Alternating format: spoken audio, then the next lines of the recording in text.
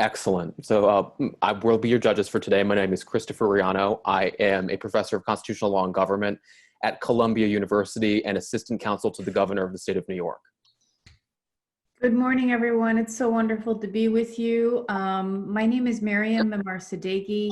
I participated in We the People the very first year it was offered on the bicentennial year of the U.S. Constitution. I was born in Iran and came to the U.S. when I was 7 years old. And over the last 10 years or so, I've helped to adapt and translate the center's materials for the Iranian people, using a lot of online technologies and e-learning like this, what we're doing now, and social media. Hello, everyone. My name is Darcy Kern. I am a resident of Connecticut. I'm a professor of history at Southern Connecticut State University. I also am an alumna of the program. I participated in California and did nationals as well. So I've been where you are, but this is a whole new world on the virtual scene. So we're looking forward to talking to you.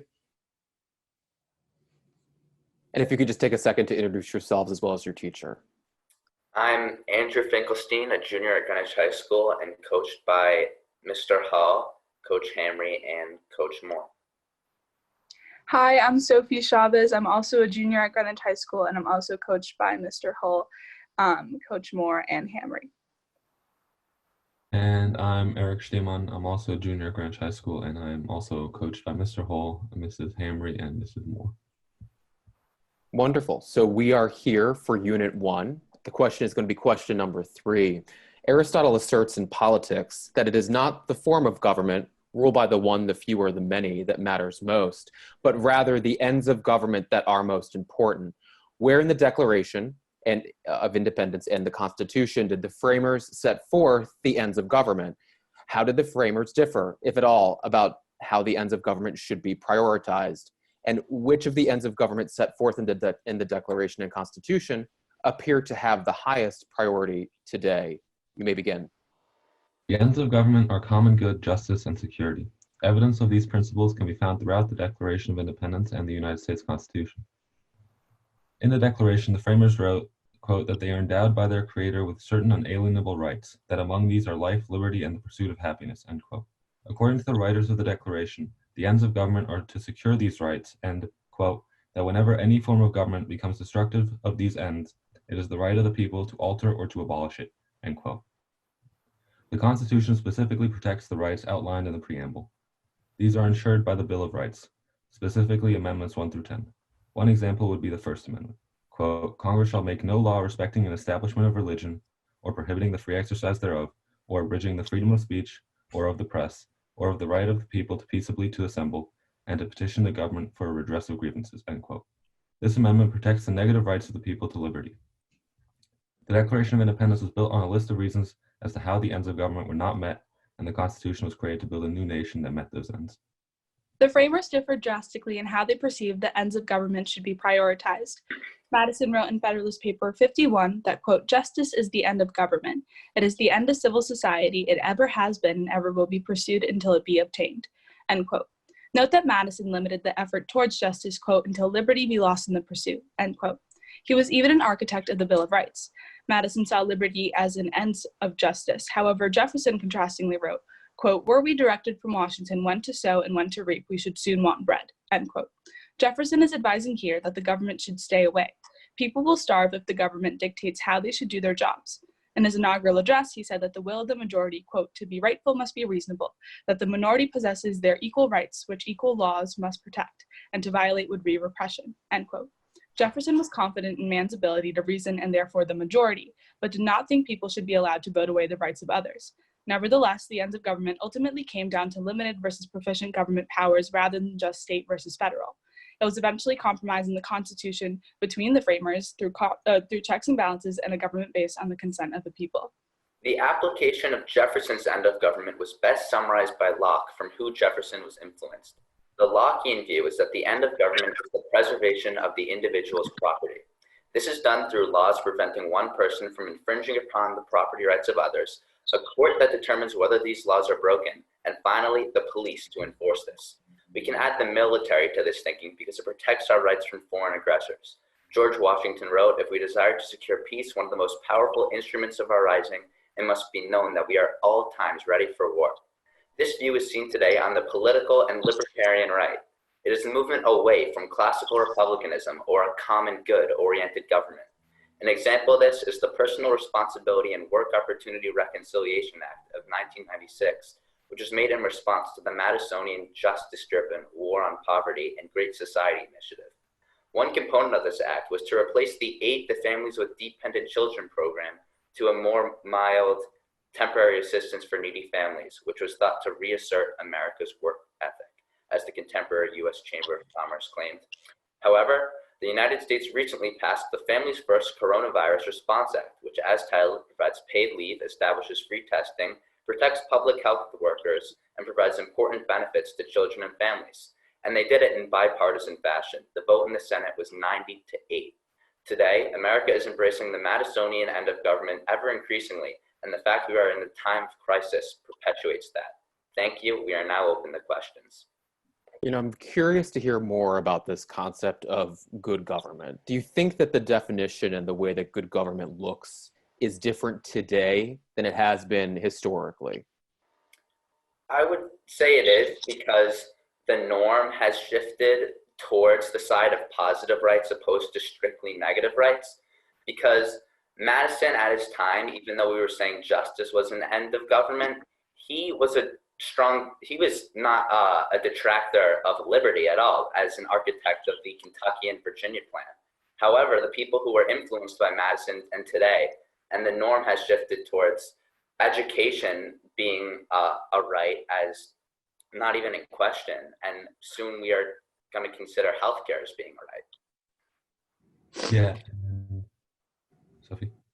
Oh, to add on to what Andrew was saying, we can see that a lot of our founders didn't actually agree with positive rights. I think de Tocqueville actually said something about how expanding rights and positive rights can lead to dependency on government, and how that can lead to, slavery of human cattle is what he said.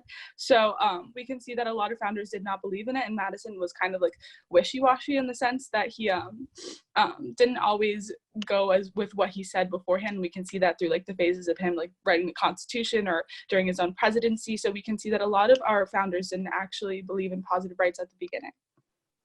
Yeah, and just to kind of finalize that, the emphasis on justice in the Constitution is the definition or the actual application of justice has changed over time. So like Andrew was saying, the actual framers may not have believed that healthcare or social welfare would ever be a positive right that would be discussed as a thing that applied to all people. But as the country has developed, it's become more and more of an issue that politicians have discussed as a positive universal right in the United States. Okay, let me ask you about the ends of government some more. So even before this COVID crisis, how would you say that we as a country may have been failing to come to unity and consensus about the ends of government? Could you speak to the power of media and social media, polarization? Do you see that as a threat? If so, why? Well, when the two sides become more polarized, and that is something the internet and the growth of social media has perpetuated because of the constant news cycle that both sides are trying to get across. There's been possibly more gridlock when, if you look at the past Democratic candidates, they were further left than prior years. And the Republican side is similarly further to the right now than it has been before. Today, there's different political figures that have opinions on both sides. We would say that someone like Ronald Reagan or a Trump type would say that should support the Jeffersonian end of government, while someone like Bernie Sanders or Elizabeth Warren is on the Madisonian side.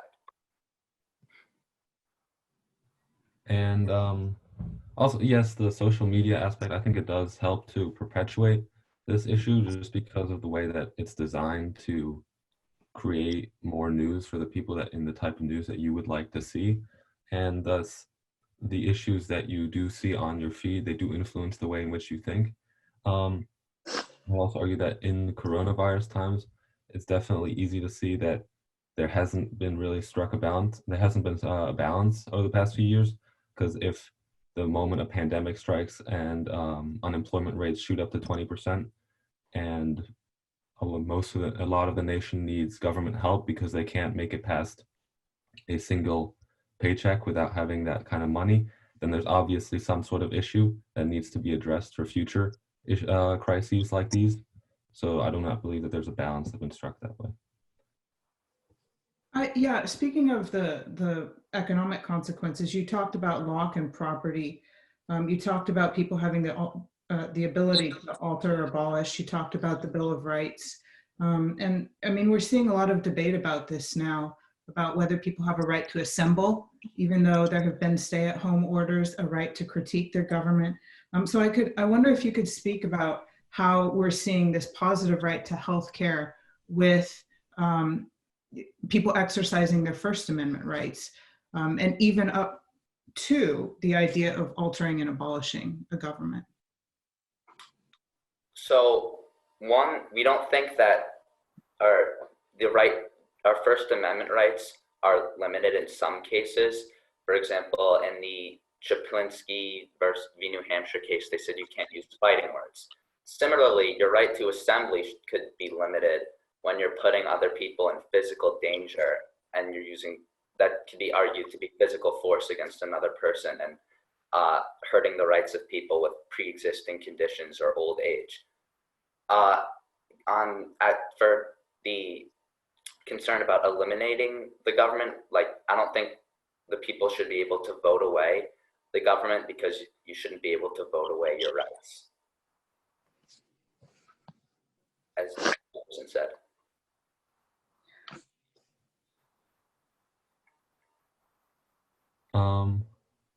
And just real quick, I think during times of war, we've seen this before, where freedom of speech rights have been momentarily or for the time being have been limited for the sake of security. And I think this is, while there's no war right now, I do think that the same principle could apply, in that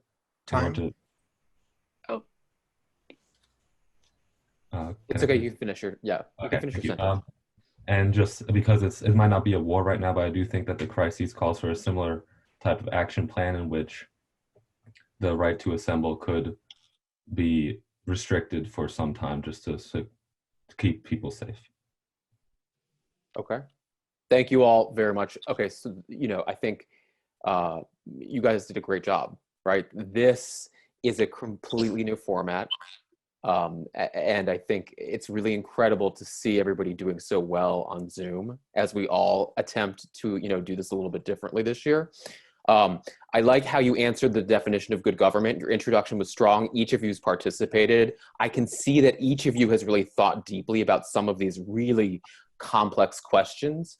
And, we're talking about some of the most critical balances in the system, right? And we're talking about one person in charge, a few people, everybody. How does that work? And how does that work in the bigger scheme of things? And you gave good examples.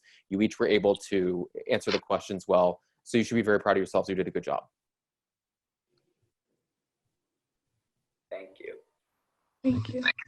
Yeah, I agree that you should be proud of yourselves. Unit 1 is really always important in a way that's unique. It's exceptional, but never more than when a society, or really the whole world now, is going through fundamental shift, trying to understand, renew ourselves, figure out what the ends are, what do we agree on, what is most important, how do we balance all the things that the framers have really have given us but could not have foreseen our particular circumstances today, which we couldn't have foreseen a year ago ourselves. You engaged with the material in a genuine way, and you engaged with the questions that you were asked today in a genuine way. I wish you the very best in everything you're going to be doing. You should really feel proud of yourselves, especially for being dedicated in the last year or so to Unit 1. Thank you. Yeah, I thought that your opening statement was fantastic. You guys gave a lot of good examples. You talked about how the framers differed. And I thought in some of your follow-up questions, you also gave good examples. You talked about the positive rights versus the negative rights. And, I think if, thinking about that, trying to integrate all of these different ideas, what then happens if we're moving towards a positive right? What then happens to the negative rights? The limitations on power that we traditionally have. My one recommendation is, Sophie, I think several times you were trying to get in there and you just couldn't quite get in there. And I know this format is odd, but do try to be a little bit more assertive, because I think you guys know a lot and you have a lot to contribute. So, but this is part of the format. So